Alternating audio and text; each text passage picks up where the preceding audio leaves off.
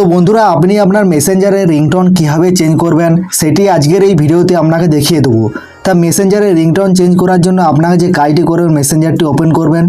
Open করার পরে এখানে ডান দিকের উপরে বাঁ দিকে দেখতে পাচ্ছেন তিনটে ডট আছে, এখানে ক্লিক করবেন। দেন এখানে দেখতে পাচ্ছেন সেটিংসের আইকনটি পেয়ে যাবেন, সেটিংসের আইকনে ক্লিক করবেন। ক্লিক করলে আপনার সামনে এরকম ইন্টারফেস চলে আসবে।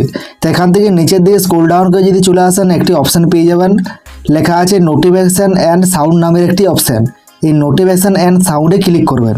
এখানে ক্লিক করছি। ক্লিক করার পরে নিচের দিকে আরেকটু চলে আসলে একটি বন্ধু অপশান পেয়ে যাবেন, দেখতে পাচ্ছেন লেখা আছে রিংটোন নামের একটি অপশান। এই রিংটোনে ক্লিক করবেন।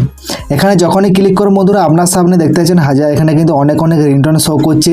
তা প্রথমে লেখা আছে মেসেঞ্জারে করা আছে, এরপরে নিচে যদি ক্লিক করেন দেখতে পাচ্ছেন এরকম শো করছে। এরপরে আপনার যেটি পছন্দ সেই সব রিংটোনগুলি এখানে অনেক প্রচুর রিংটোন কিন্তু এখানে দেওয়া আছে। তা আপনার যে রিংটোনটি পছন্দ সেই রিংটোনটি আপনি এখানে গ্রিন টিক দিয়ে দিবেন, ঠিক আছে। এরপর সম্পূর্ণ এখান থেকে ব্যাক চলে আসবেন।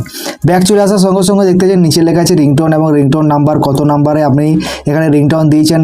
দেখছেন 1 2 3 4 করে এখানে কিন্তু প্রচুর 58টা রিংটোন কিন্তু অলরেডি দেওয়া আছে।